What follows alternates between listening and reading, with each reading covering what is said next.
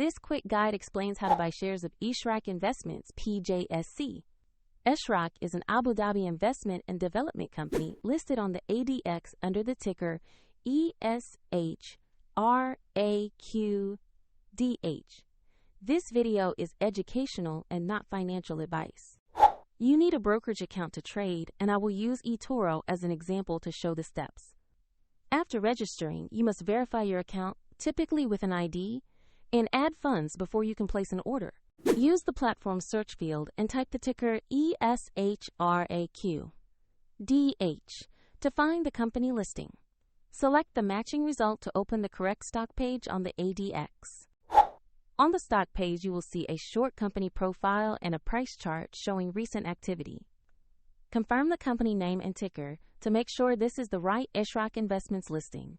To buy, click Invest, enter the amount you wish to commit, then review the order details and confirm the trade. If the market is closed, your order may be queued for the next session, and if funds are insufficient, the platform will prompt you to add them before finalizing. After the purchase, your position will appear in your portfolio where you can monitor it. Check the description below for a link to eToro if you want to follow the same process.